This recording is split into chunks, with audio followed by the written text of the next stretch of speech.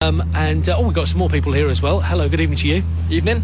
What's your name? Hugh James. All right, Hugh, nice to see you. You enjoying yourself this evening? It's a very, very lovely night. Lots and lots of people here as well. It's a good turnout. Everyone loves astronomy. All right, and what's this about you and extraordinary things in space? Well, tonight we're doing a talk for the lovely people of Newbury about extreme sports in the solar system. The best places to do it. Right. We're not actually taking people at the moment. Oh, no, it's a plane up there. No, all right, so did you say extreme sports in space? Yeah, because there's a lot of variety of different planets and moons around the solar system, and all have different things about them, and every extreme sport needs a different thing. So we talk about going to Mars and doing rock climbing, and going to Titan, possibly wakeboarding on the lakes of Titan. Right, okay, wow.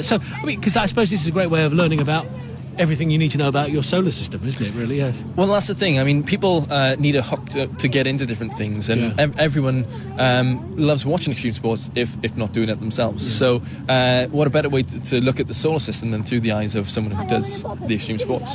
Yeah, I know. I was just reading about Mercury. It's a planet of extremes. It's really unbearably hot during the day, and then unbelievably cold at night. So what extreme sports could you do on Mercury? Well, definitely. I mean, it's around about 360 in the day, minus 170 in the night. So, and it always faces the same direction towards the sun as well, so you never get out of it. So we talked about possibly doing an adventure race. There's one in Patagonia called the Patagonia Expedition Race. They take 6 days to go across Patagonia in South America, kayaking, with running, biking, all of that stuff. So I proposed the first ever Mercurian expedition race, where you take 6 days to get from crater to crater across Mercury into the darkness. You always go to the dark side. Everyone goes to the dark side.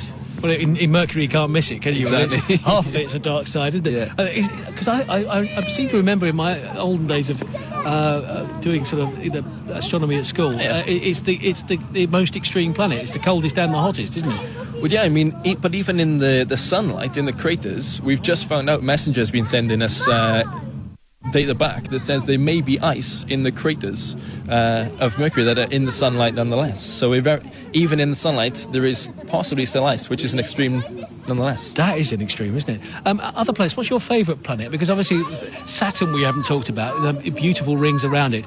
What can you do really in extreme sport? But tell me more about Saturn as well.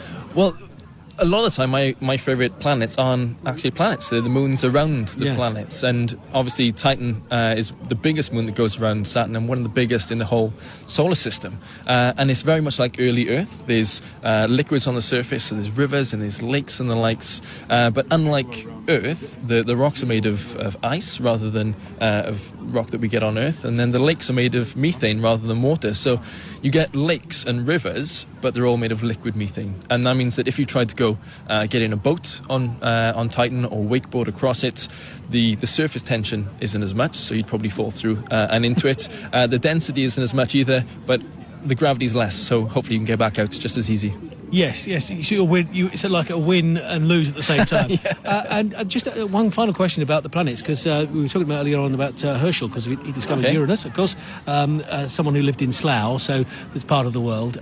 Uranus, it's one of those planets I have no idea about. It's very similar to Jupiter and Saturn, but that's about as far as I know, I think. Well, we call it an icy planet because it's so much further out than Jupiter and Saturn, and there isn't much going on there actually. So it's probably why you don't. Planet. Yeah, it is. Well, when Voyager, the Voyagers first went out, they all expected it was going to be dead and lifeless out there. One of the most interesting things about it, one of the only interesting things about it, apart from its moons, is the fact that it's actually tilted over on its side. So it actually orbits around the sun like a bowling ball would roll around. Yes. So it gets, but always points in the same direction. So you get 24 years of winter. I mean, we think we got it bad in the UK, but they got 24 years of winter on Uranus.